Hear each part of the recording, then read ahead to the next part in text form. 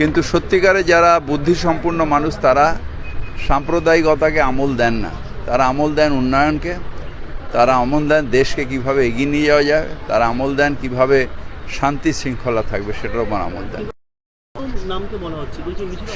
সেটা একটা উত্তেজনা সৃষ্টি হচ্ছে, এটা ঠিক না।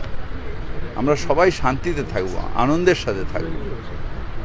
এটা তো শ্রীচৈতন্যের দেশ বাংলা, এটা তো এই দেশটা আমাদের সবার আনন্দের দেশ, এই দেশটা আমাদের সবার শান্তির দেশ। এখানে আমরা সবাইকে আলিঙ্গন করি। ঠাকুর শ্রী শ্রী রামকৃষ্ণের দেশ, যেখানে বিশ্বাস করেন তারা যে যত মত তত পথ। সুতরাং এইখানে এই কোনো স্থান নেই। যারা করছেন তারা মূর্খতা করছেন।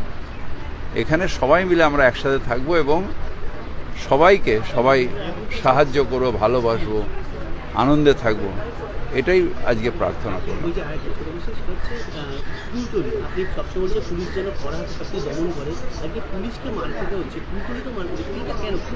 আরো স্ট্রংলি করতে হবে, কারণ যে ক্রিমিনাল শেষ কথা বলবে না, আইন শেষ কথা বলবে, এবং আইনের ধারক বারক যারা তাদের আরও স্ট্রিক্ট হতে হবে, আরও কঠোর হতে হবে। তার কারণ 2-4টে ক্রিমিনাল হয়তো লাফিয়ে টেম্পোরারি মনে করতে পারে, কিন্তু রাত্রি যখন তারা উঠে যাবে, হাজতে থাকবে, তখন তারা ঠান্ডা হয়ে যায়।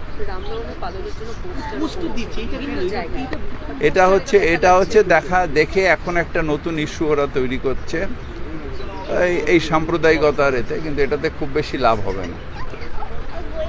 কারণ আমাদের যারা বাংলার ঠাকুর শ্রী শ্রী রামকৃষ্ণ, বিবেকানন্দ, নেতাজি সুভাষচন্দ্র বোস, যারা আমাদের প্রাতঃস্মরণীয়, তারা কেউ কোনোদিন সাম্প্রদায়িকতার কথা বলেনি। ভোট পাওয়া যায় না, বারবার বলেন, এটা ভোট এটা মূর্খতা হচ্ছে।